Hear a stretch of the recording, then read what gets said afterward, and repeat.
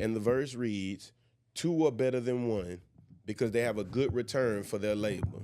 If either of them falls down, one can help the other up. But pity anyone who falls and has no one to help them up. Also, if two lie down together, they will keep warm. But how can one keep warm alone? Though one may be overpowered, two can defend themselves. A cord of three strands is not quickly broken. Today we're going to talk about as a subject, do my relationships complicate my faith? Do my relationships complicate my faith? Y'all see me try to hide my KFC cup back there. But y'all don't worry about if I get thirsty. All right. So I'm going to ask a question, and everyone doesn't have to answer this question, but it's our icebreaker. So that's how we're going to jump in. If you could only have 3 people by your side during a difficult time in life, who would they be and why? If you could only have 3 people by your side during a difficult time in life, who would they be and why?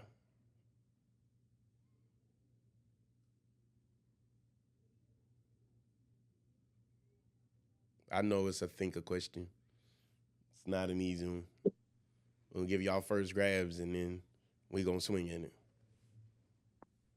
May I say, and Go ahead. hello, everyone.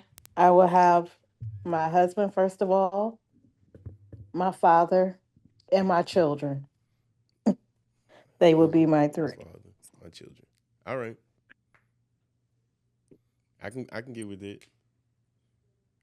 Understandable, and thank you. Yes, ma'am. Anybody I else? say I say my OG, you and my siblings. All right.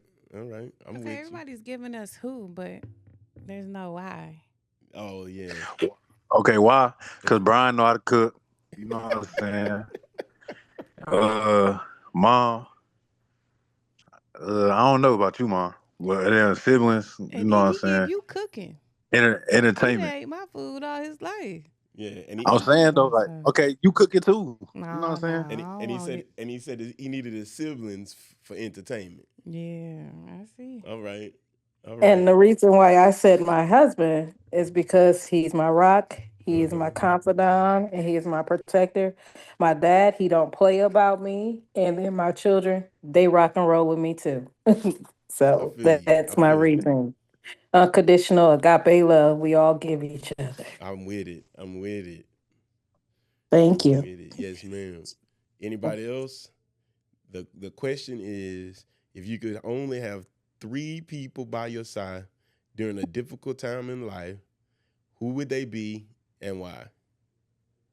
I would probably say my husband, Okay. and I don't think I really have to say why because everybody know he gonna rock. If Yep. I'm rolling, Yep. uh, my grandma Uh-huh. because I knew you was gonna say her. don't be hating though, Brian. Don't be hating. My grandma because she real. I done seen her struggle. She done taught me how to be a wife and how to be a mother and how to be a friend. And last, don't be jealous when I say this last one either, Brian, because we got years in, but I'm gonna have Okay. to say Vanessa because she got Aw. through. So you kicking me to the curb and you got I feel you. I ain't even gonna lie. Cause she respond to text messages faster than me too. She do. She my peer. No, 100%. 100%. I'm with it. Anybody else before we go? Okay, I'll say my grandma because she gonna always have my back no matter what. Mm-hmm. And I'm gonna say my best friend Mm-hmm. because my best friend is very blunt. Even though I don't want to hear the truth, they're gonna tell me regardless. Mm-hmm. And and my partner because they're gonna love me unconditionally, even with my flaws and everything. Okay.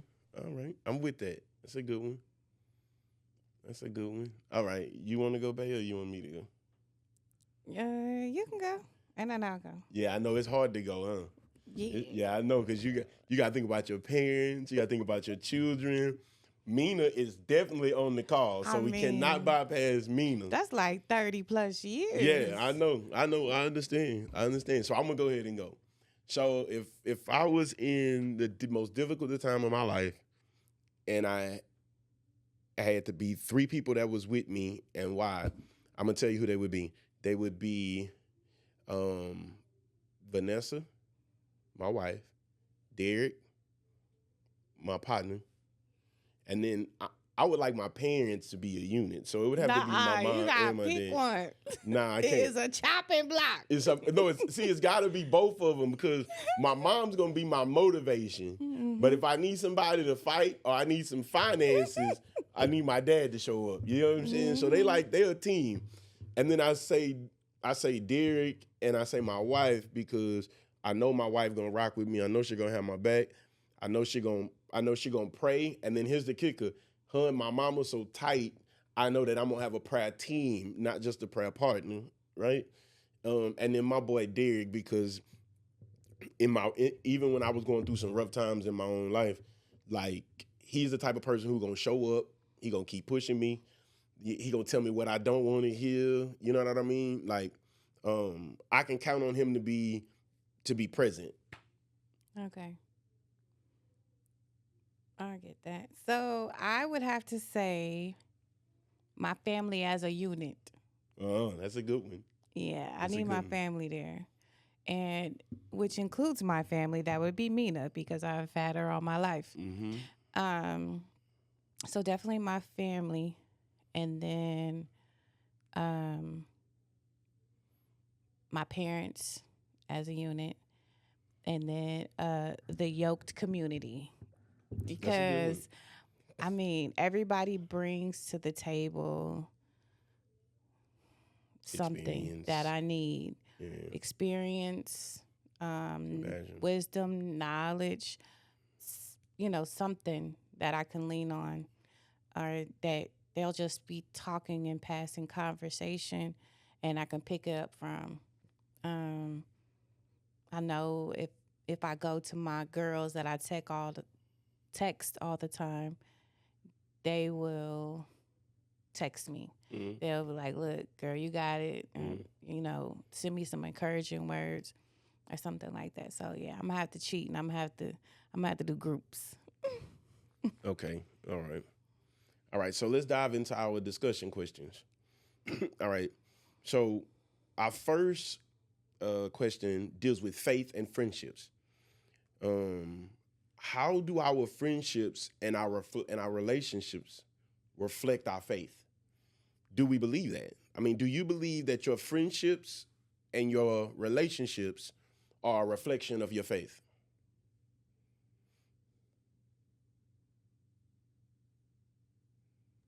I say no. Why not?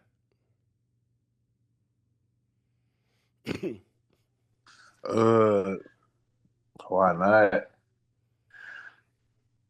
I don't know. I just say no. You know what I'm saying? Because I asked that everybody got because to. if you said no, I wanted to know your reason. Anybody else agree?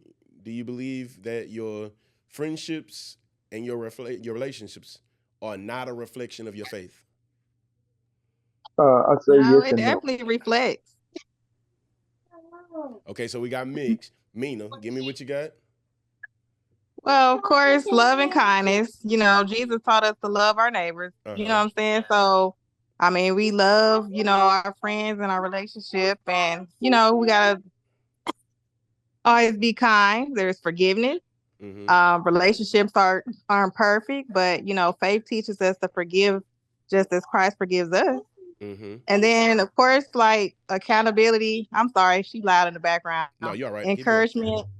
Encouragement and accountability is another. So those would be great qualities that you would see in your friendships, your relationships that align with your faith. But maybe I asked the Mhm. question wrong. Do you believe that your friendships and your relationships affect your faith?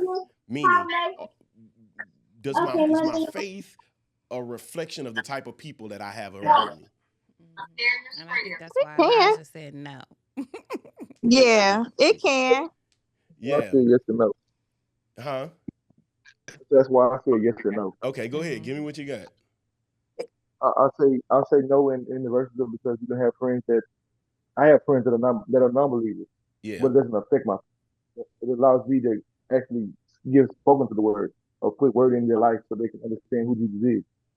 And then I'll say yes because sometimes you do need the people around you that are focused on the same faith because your faith is tested. So you need somebody to go to war with you. You can't go to war by yourself. Yes. Amen. I, I heard somebody say, man, somebody had something they wanted to say. It is me. I wanted to say it depends on seasons. We have to look at relationships go through seasons, just like we have seasons of the weather. And I can and agree with Tyson. What he is saying, Ty saying that yes, it depends. You can be friends with non-believers as well as you can have those who are believers. You can have just mixture of relationships. It's like the analogy goes: you have your roots, you have your branches, you have your leaves. Leaves of friends may leave. Your branches, they may stick around during the season, but your roots are the ones who will be attached, stated, rooted, and growing with you. So I could say it depends on seasons, but majority, I would say, if people are for you, like the other young lady said, we are to love our neighbors as thyself, friend. That's the word. The word says it's better to be a friend than not to be. So it's like we're to be friends with each other, if that makes any sense. If I'm saying. Mm-hmm. Sharon.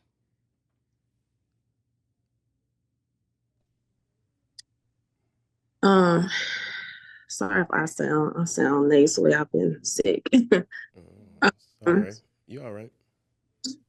Based on my understanding of what I think you're asking, um, I think that our relationships should. I think one or the other will be affected. So Mm-hmm. if you have relationships that's going to cause us to not walk in our faith properly, and our relationships are going to affect our faith, or we're going to, depending on the closeness of our relationship with the Lord, that should affect our relationships.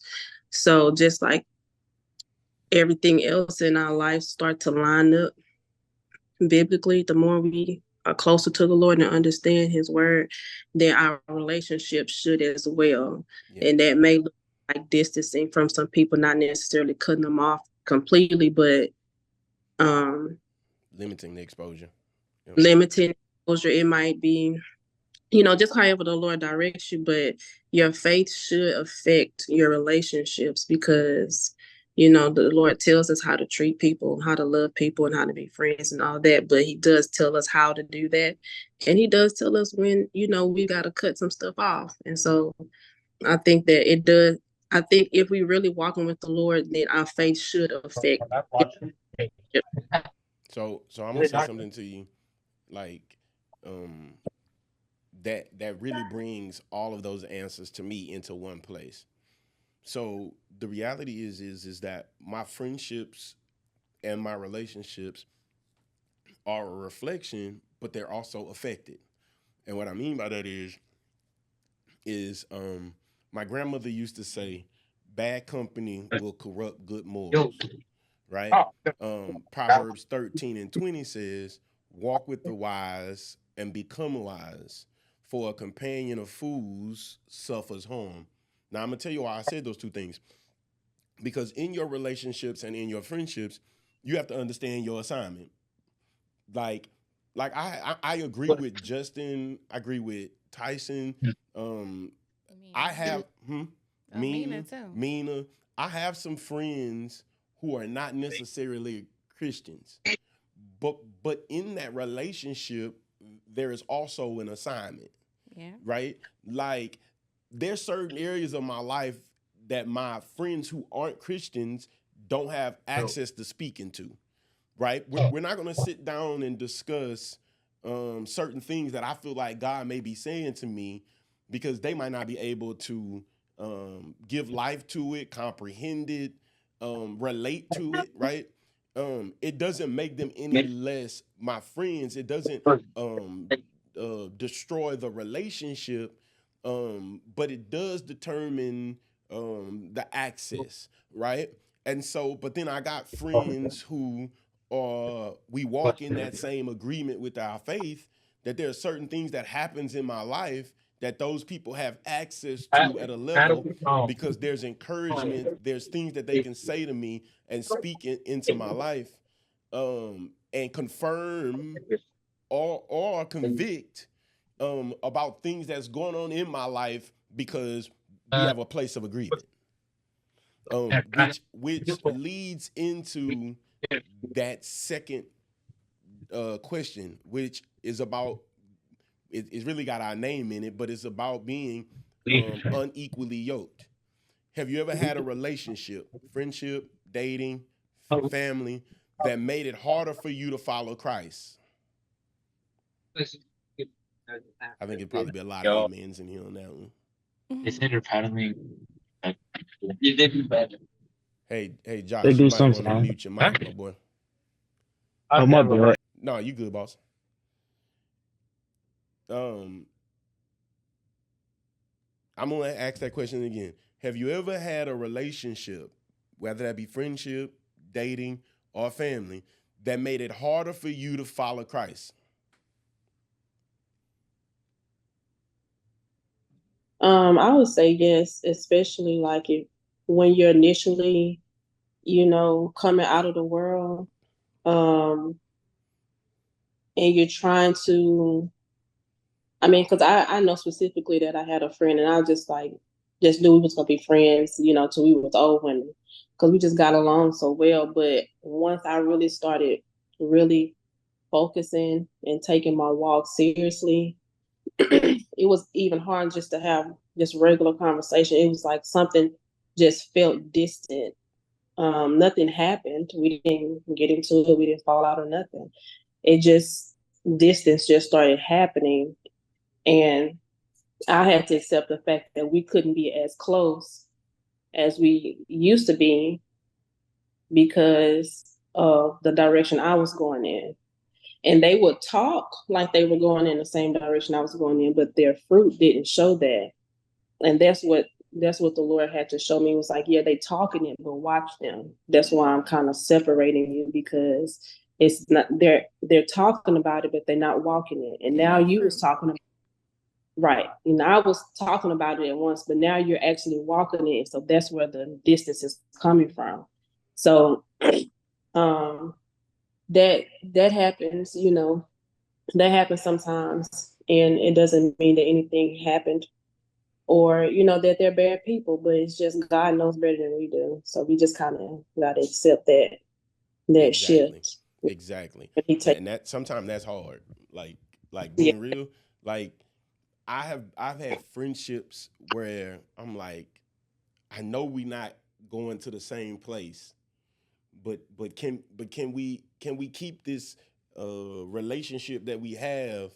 And God is like, yeah, but at some point, whether sooner or later, there will be a separation because not because you're not a good person or they not a good person, you're just not headed in the same direction. Anybody else?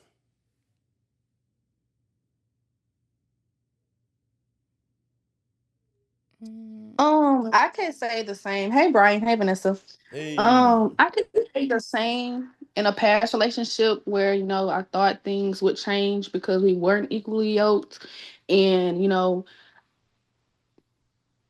giving second chances and trying again, but you never see a difference between mm-hmm. you and that person. And I can say for myself as an experience after leaving that situation and actually standing on solid ground, and everybody's not supposed to go with you in your next season or your next chapter. And as long as you keep those same people around, I feel like God's going to keep you there until Yes. you finally realize that they're not there to be with you. So I know for experience that when I did leave that baggage, I started to see things. I started to grow. I Yeah. started to meet new people. So I do believe that. Yeah. That was a good one. That was a good one. And it, I don't want to jump on every statement, but that was a good one because it makes me think about the times when God tell you no and you praying for him to change his mind. It's like, God, this person ain't a bad person, and I feel like you can make him. He or she only got a couple of little things that need to be changed. God, can you tweak those couple of things? And then we yoked. We you know what I'm saying? We a unit. We equal. We head in the same direction. And I never considered that I'm praying for God to change the will of somebody else. Right? That person's desire may not to be where what I am or where I'm headed or what I'm doing. And that's hard because we know the fruit sometime of where we headed, and we want the people to reap the benefit of the harvest, of where we're going. Yeah, like to say, I brought my crew with me. Everybody that I started off with is coming with me, but that's not always the case. Like, I had friends in high school, and probably the only one I talk to on a regular basis is Mina. And I mean, we've been rocking since we was babies. So I'm glad at least one, came with me on a journey. But a lot of them, man, you look at their life and it kind of just plateaued. Mm-hmm. It was never any progression. It was just, this is what they like. This is where they're at. And that's probably where they will be. Even though you don't wish that for them, You wish that they could experience the things that you're experiencing and see the things that you'll be able to see in life. But some people never left Peoria. That's all they know. Some people never travel, never see the world, they have no desire. Even though you want to say, look, come, it's so much better. There's so much more to do. But they're just stuck. And it's crazy because as the same way you see that in the natural, that's the reality in the spiritual sense too. It's like, man, I know that it looked like it's better, but I'm telling you, it's got a better outcome. Mm-hmm. It's got more potential. But to try to get people to see that sometimes is not easy. It's almost like a generational curse. Like my mama, they never did it. My grandmother had never done it. Cousins never done it, and they get so comfortable in that community of their family. mm-hmm. Like, this is where we all live. This is okay, and never have the courage to step out and say, "Let me try it." And again, looking at that spiritually too, you start to consider, right? Like, you got people that you go to church with every day, that going to church is enough. Yeah. That being in the building is enough. And it's hard because for those of us who've experienced God beyond the building, it's sometimes hard to get people to see that there's more relationship in Christianity to Christ than being in the building. Mm-hmm. Yeah, the music is good. Yeah, the sermon is going to fire you up. But there is a different dynamic of having relationship with Christ than just being a part of the fellowship of Christians. Mm-hmm. 2 Corinthians 6:14 says, do not be yoked together with unbelievers. For what do righteousness and wickedness have in common? That was a hard one for a while, but I get it in the sense that, again, going back to that statement, be careful because you'll find yourself in relationships, you'll find yourself among people that will drift you away from God's call, God's purpose, intentions for your life, unintentionally, right? Again, it's being connected to people who don't share the same desire as me, the same interests as me. And so before you know it, one of us is going to change direction. Either they are going to change their direction and come along with me, or I'm eventually going to back away from what I'm doing and I'm going to start going along with them.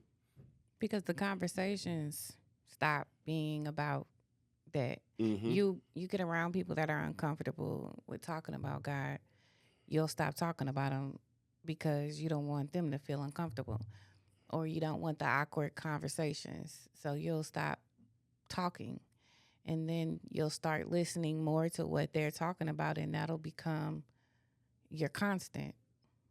And being equally yoked sounded so cliche when I was in church. Mm. But then as I developed as a believer, some of my greatest development came from being around other believers who were walking that same journey as me.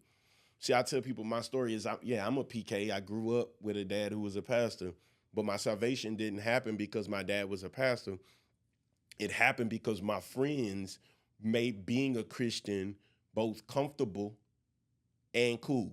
Yeah. And what I mean by that is I had a group of people that I could come and say, man, I read this in Revelations the other day, man. And I mean, I got it, but this is what I got out of it. And my partner be like, bro, you only broke the surface of what was there. Get Let you me tell you, it excited was about this it. and it was this, huh? Get you excited. Yeah, and before you know it, you sitting there having a 2-hour discussion, gossiping about Revelations, right? Like, because you shared a mutual desire or interest for this thing. And it's the same way with anything else. It's no different if I'm gonna give you an example. One of our kids loves to sing. Yeah. It does not bother my wife because my wife loves to sing. But my son will come and want to talk to me about singing. I have no interest because I can't sing. So it's not just because I can't. It's because I can't, I don't have any interest in, right? I love listening to music, but you can't sing me something and then say, was that key off? Bro, I don't know. I live in the off key. So the next thing though says is the difference between influence and being influenced. Are you more likely to influence your relationships towards Christ, or do they tend to pull you away?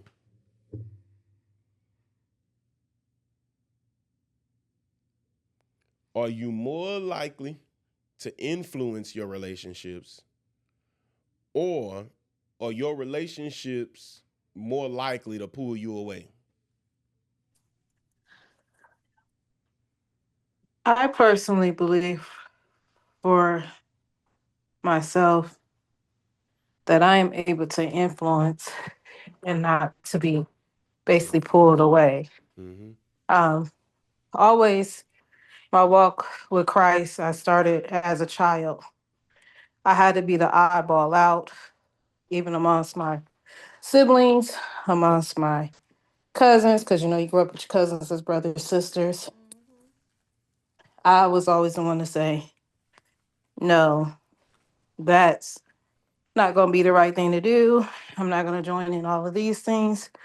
So I believe I influence, whether it may be in the walk, whether it may be in the talk, when you're just in the action. People pay attention to your actions. So I would say I influence. It's not always easy because, like I said, growing up, you do have the tempting things. I look at it with my children. I tell them and my nieces and nephews, who I love like my children, there's going to be temptations out there. You're going to see your friends doing this. You're going to see your boyfriend, girlfriend do this.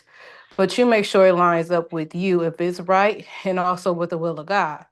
If it's not, don't be afraid to say, no, this is not for me. You have the courage and the bravery to walk away, if that makes sense. Mm-hmm. I think in my life, I wanted to just be a trendsetter and not follow the trend. Like, if you think about it, when I was in school, like, fashion was the thing. And I would wear my fashion. I would go to New York and be with my grandfather, and he would buy us clothes and toys and stuff like that, and I would bring them back But everybody like, "Ooh, that's so weird." This, that, the other thing, because they just didn't understand where it was at. Because I think there it was a little slower on the fashion side, but um, it's just about, am I gonna follow the herd, or I'm just gonna do what I feel like is best. Um, I've never been the type to just fit in. I mean, You most of realize my to be an influencer, you have to be doing something that goes against the grain. right.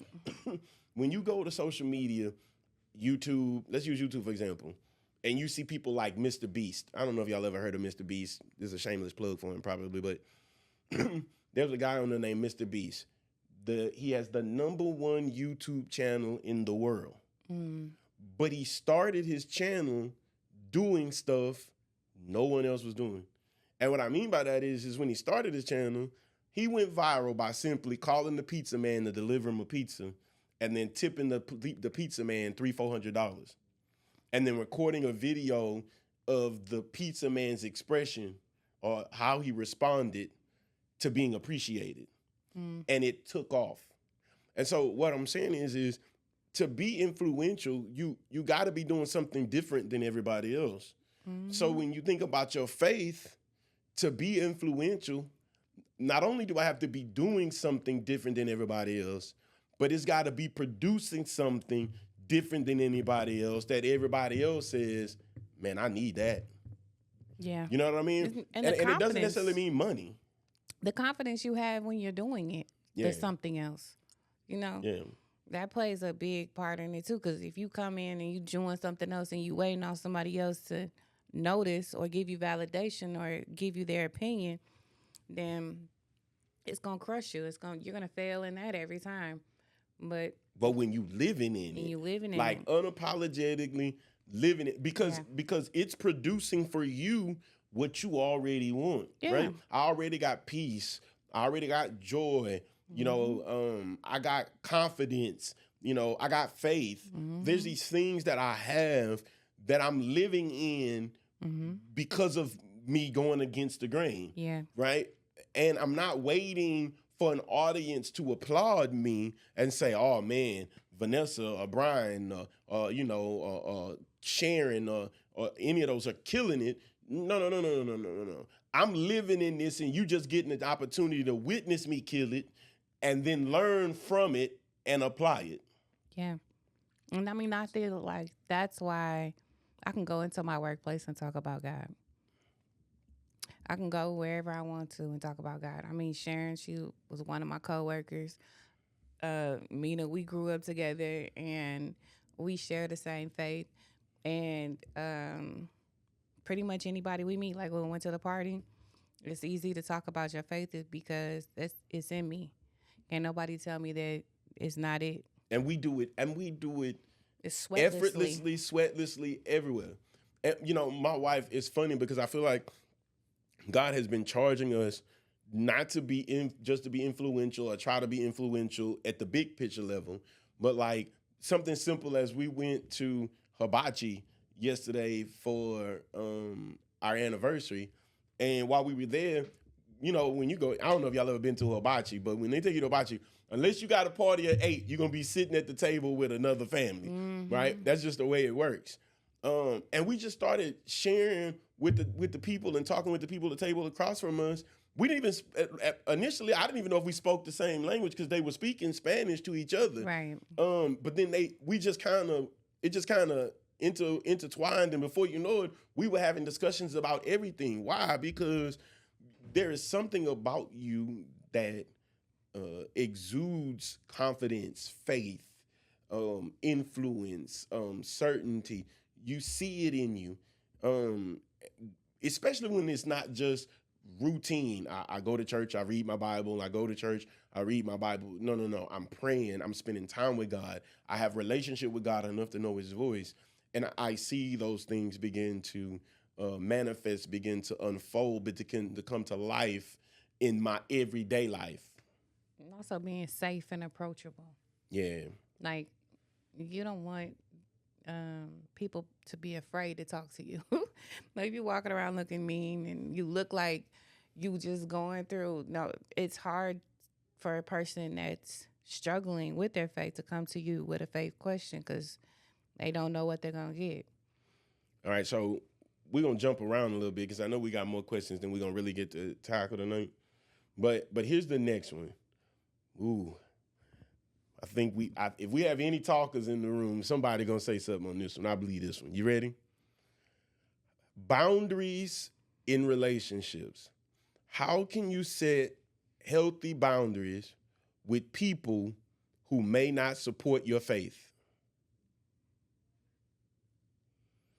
How can you set healthy boundaries with people who may not support your faith?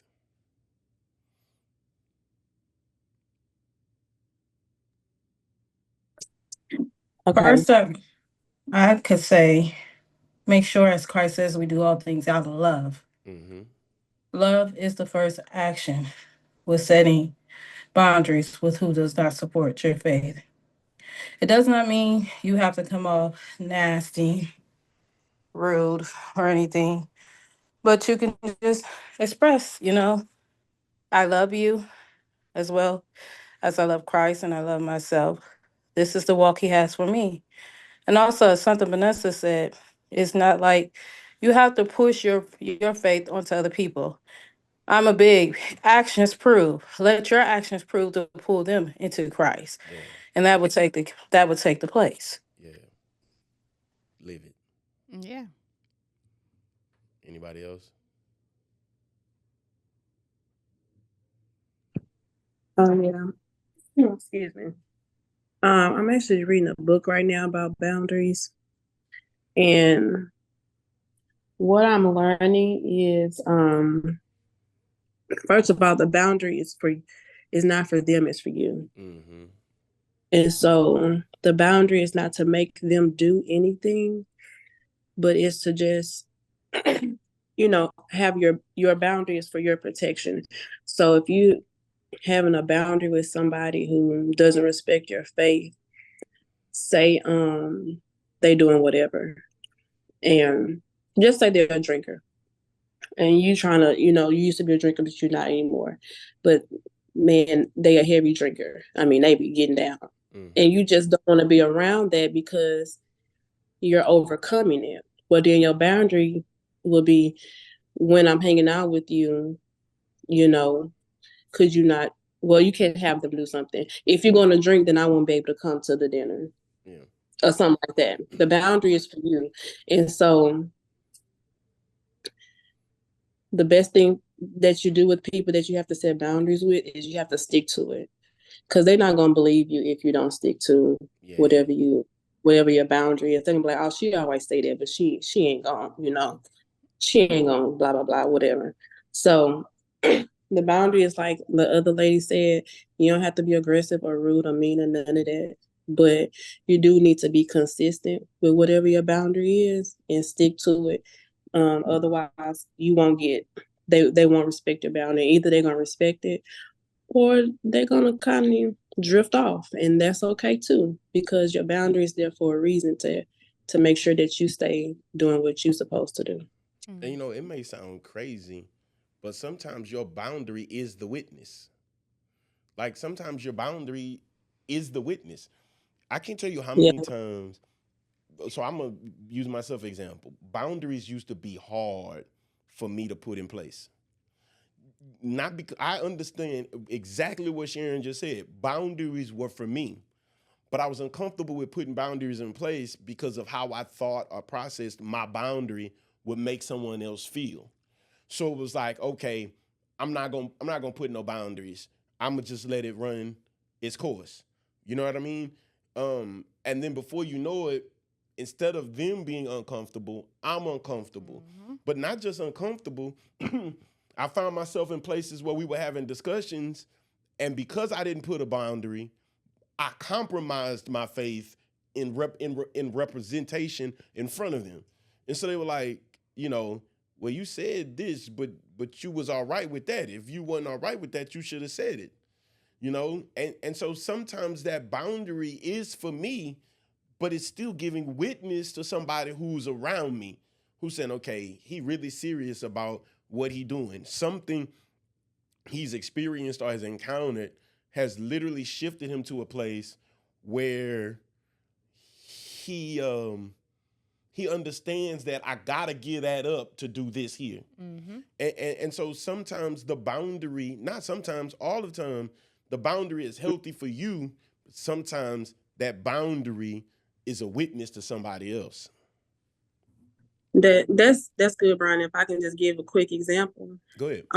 I was at a family function, and it's it's always the group that's like they ready for the shots. And so they asked me that I want to drink, and I was like, "Nah, I don't drink." But I wasn't rude. I just said it, and I went on about my business. Well, one of my cousins heard me say that, and later on that evening, she came and asked me, "Why don't I drink?" And then that turned into a conversation about us talking about the Lord and my faith, and she started talking about how she's trying to walk with the Lord and all that. And I didn't even know that she had even started going down that path. And so now she knows that I'm doing it, and I know that she's doing it. So now it's like we can be there for each other, Yeah. because that one little statement of me saying, "No, I'm good, I don't drink." And that was it. Exactly. Exactly. Exactly. You don't even know. Sometimes when you put that boundary in place, it gives somebody else the freedom. I was thinking about this just the other day. Sometimes when you put that boundary in place, it gives somebody the freedom to live within your boundary. Right? So it's like, I'm trying not to do this thing. Well, now I can stand in it because Vanessa don't drink. So since Vanessa don't drink, I can say, well, you know what? I don't really want to drink either. And I never wanted to drink. I just didn't have the ability to put the boundary in place to say, I'm trying to stop drinking. I was able to make that adjustment because Vanessa was bold enough to put her boundary there. You know what I mean? And so sometimes it sounds crazy. The boundary is for us, but it also frees somebody else. But I want to say something because what's your Shonda? Shonda said something, and I smiled when you said it because it flowed into the next point. And that next thing was love without compromise. Mm-hmm. How can we show love to non-believers or those who challenge our faith without compromising our value? And the reason I love what she said, because she talked about about boundaries and doing it in love, but making sure that my love is without compromise, right? That it's pure as of the form of love that I can display. So how can I love non-believers or those who challenge my faith without compromising our values? Well, I'll give you an example.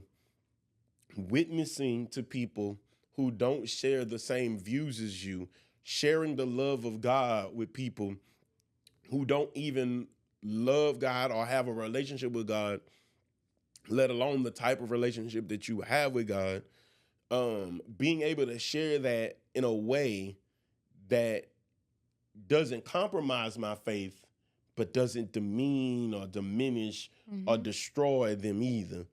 Matthew 5:16 says, let your light shine before others that they may see your good deeds and glorify your Father in heaven. And the reason why I said that, and I use that example and talked about our love needing to be without compromise, is because you have to understand that for some people, the closest thing that they're going to see to Christ is you. And so if your love is malicious, then they associate Christ's love to being malicious. If your love can be compromised, then they associate, oh well, I can be a Christian and do whatever I want. You know what I mean? Like understanding that I can't compromise my value, not just for the sake of me, but also for the sake of who I say I represent. I'm gonna give a different perspective because I love people. I really do. I love people, and we've all been in situations where we're not right, or we're sinning, and we're not doing what we're supposed to do. So my love for the person isn't held by their sin. So I can love you. I mean, hands down, I can love you and not like you. and I tell my husband that all the time. That's why he said that. But I can love you as the person. And in my love for you, I'm going to keep pouring into you. But I'm going to pour into you in a nice way. I'm going to pour into you when I see the opportunity. And it's not like I'm judging your situation. I'm telling you what you think ain't real. I'm just sharing my experiences with you. And through me sharing my experience with you, that doesn't mean that you have to do what I do for me to even help you.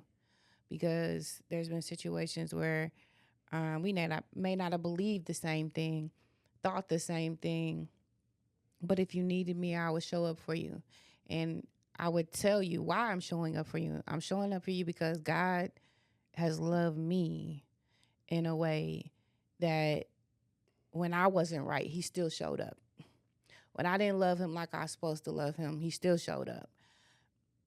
But I always want to leave the door open for you to come to me and ask me, like, to come alongside of you when you do want to have this journey of faith. I really love people, and I want to see them come into that faith.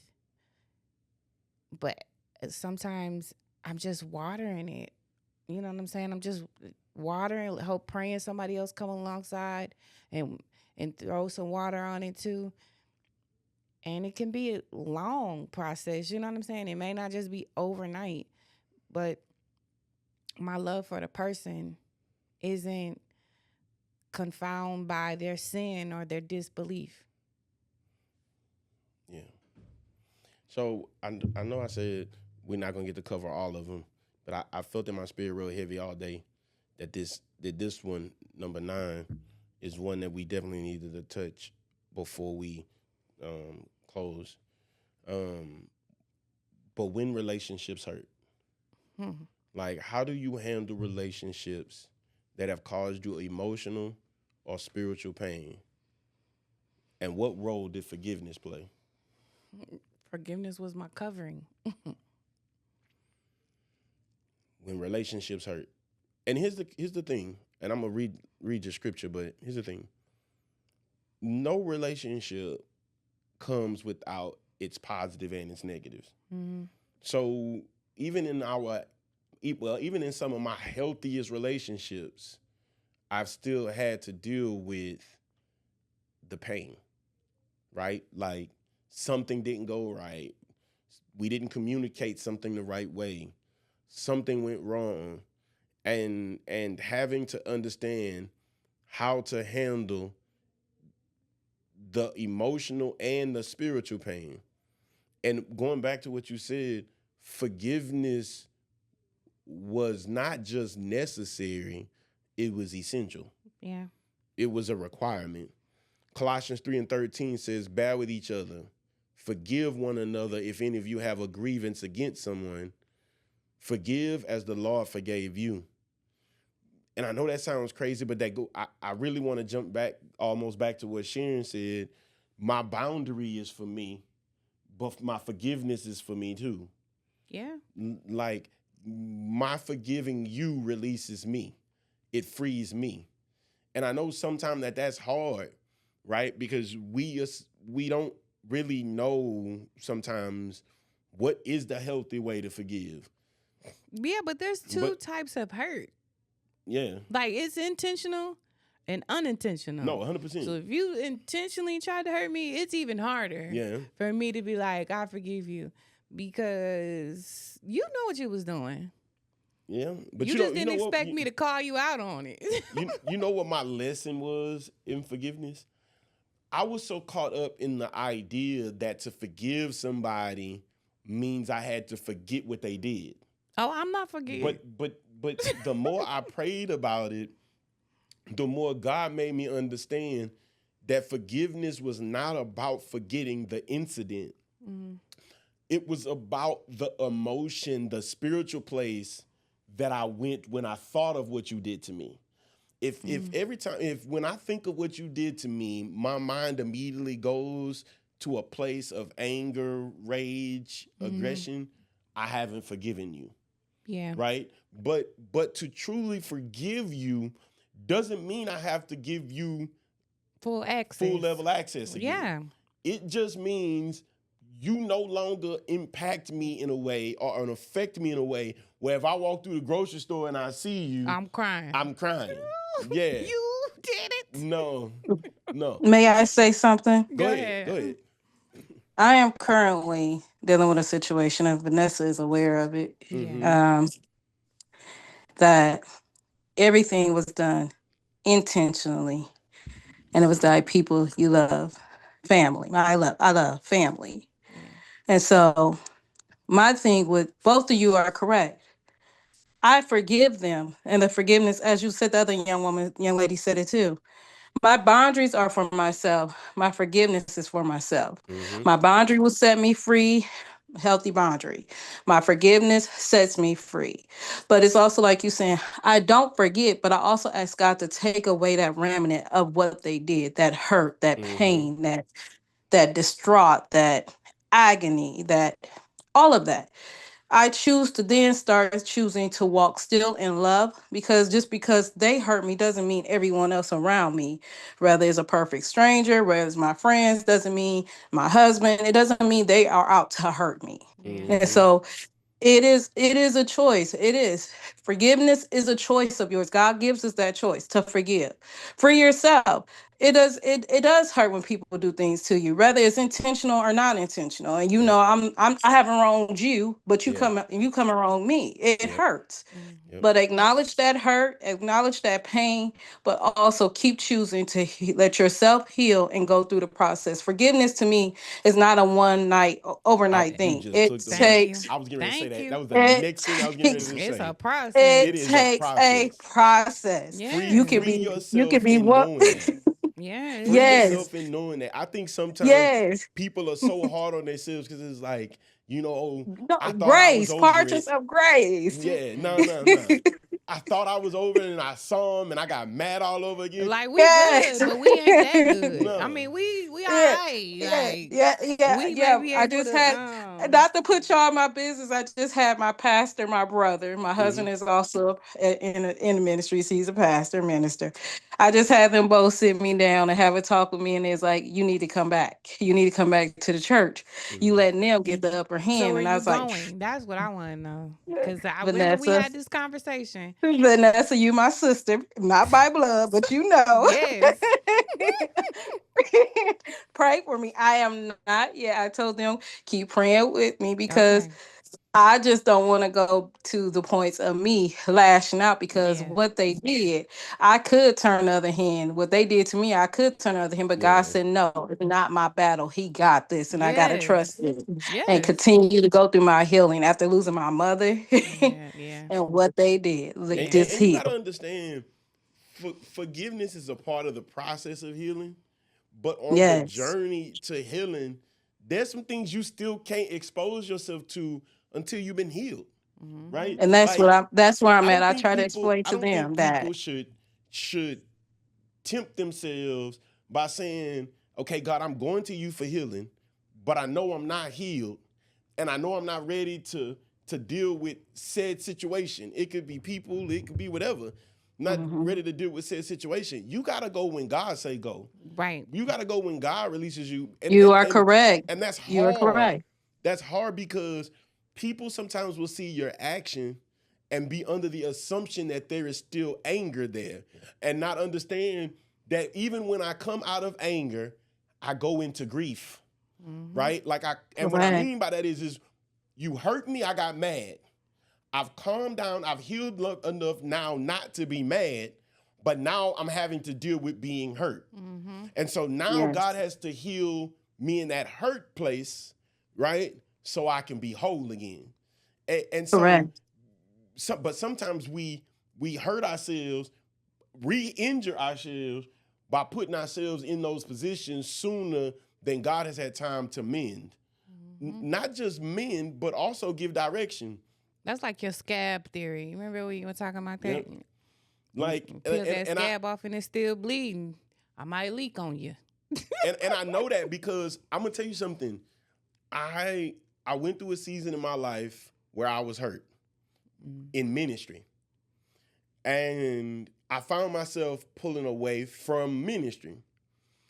But once I wasn't hurting, then I was dealing with the grief of the separation that I went through in that season of being hurt and separating myself from ministry. Then, after I began to heal, when God said it was time, God just put me in situations or allowed situations to happen around me that drew me back in. He said, okay, you've been on the sideline long enough. You've been bandaged long enough. It's time for you to take the cask off and put some weight on it. It's time for you to stand on it. It's time for you to walk on it. And in the spirit, he was saying, it's time for you to go back speaking. It's time for you to go back declaring. It's time for you to go back working the kingdom and working the word. It's time for you to go back and fall back in love with the same type and the same group of people that you felt like you fell out of love with. And so, because, you know, church people is a body, a community of hurt people, right? From various different walks of life. And this job that we sit in keeps us constantly in the exposure of the hurt of those people. And so where it becomes complicated is because along the way, you will be you'll catch a stray, right? You'll catch a stray, something that didn't belong to you, wasn't assigned to you, but it was coming your way. But it came your way, right? And so now you got to go heal. You got to go be made whole. You got to go get yourself together because God is like, I'm giving you a break, but I'm not pulling you out. Yeah. Your job is still your job. Your purpose is still your purpose. Your calling is still your calling. But I got to separate you for a season. Because right now, you in a place where I don't even think you realize you so hurt and you so damaged, you could mess around and hurt somebody else. You know what I'm saying? And so I'm going to separate you so that I could get you right. But then when you right, you got to get back in the game, coach. You got to get back in that thing. Continue to fight. Can I say something? Yes, go ahead. Okay, so I'm gonna go back on when you asked us about relationships reflecting, with our faith. And I can say with this, yes, because when it comes to like relationships, bringing up, you forgive, but you don't forget. And when you're trying to move on and trying to heal on from what's happened to you,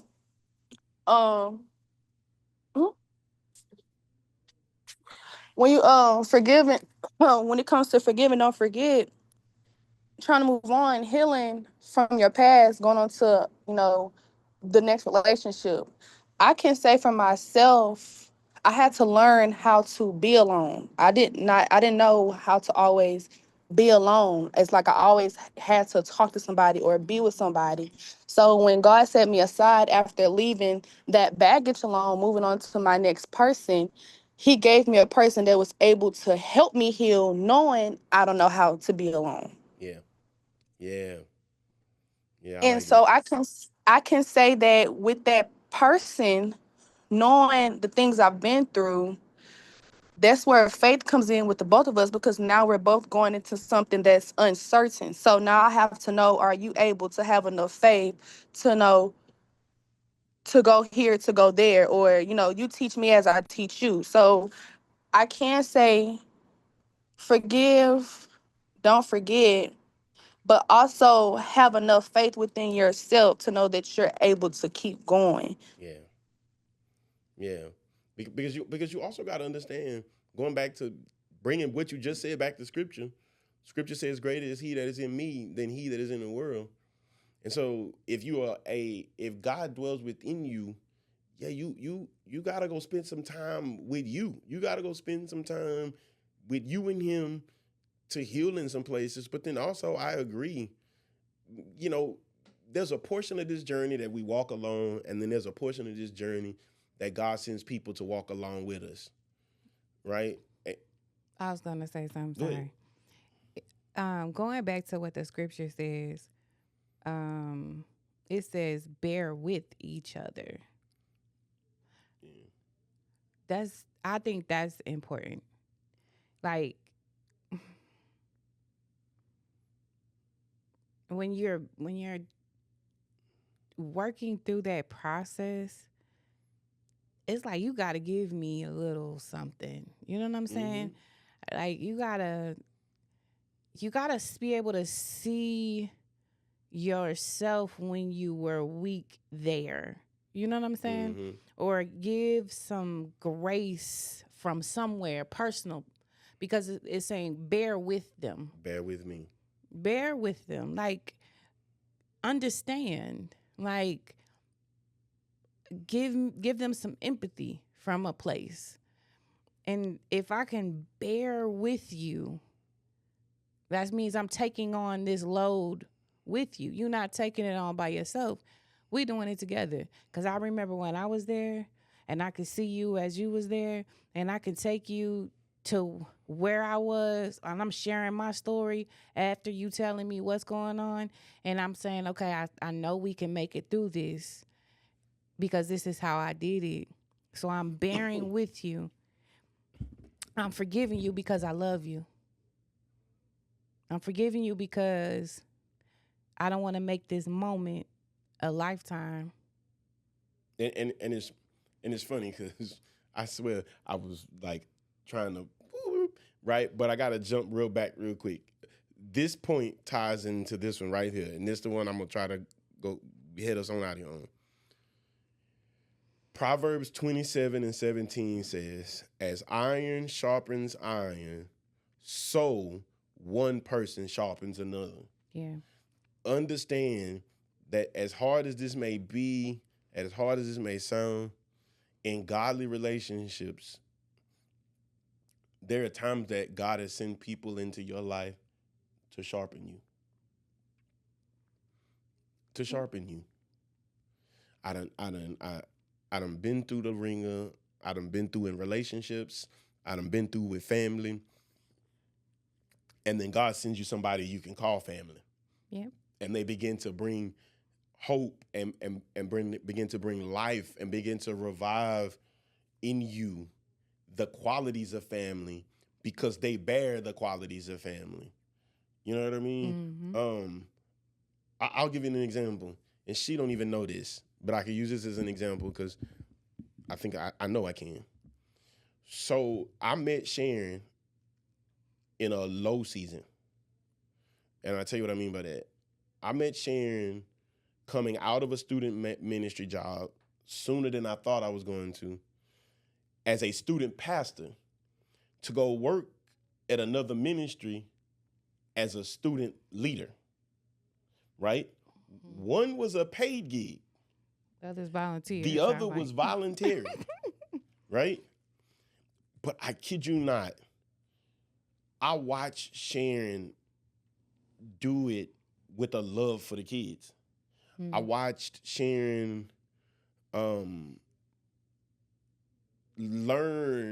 be willing to learn new things if it was going to bring life to the ministry for those kids. And I'm going to tell you why it woke that thing back up in me was because it reminded me why I started doing this in the first place. I didn't do it because of a job title or a job description. I didn't do it because it was going to pay me a salary. I didn't do it because it was prestigious and it was going to make me look cool. Because at the time when I first started doing ministry, I was 16 years old. I was 17 years old when I became a student pastor. Let's be real. There's nothing cool about still being in high school and telling people you a pastor. You know what I'm saying? But life will make you forget. It will dull the knife. It will make you forget why you started doing any of the stuff that you was doing in the first place. And then God will allow you to come along and meet people and share spaces with people.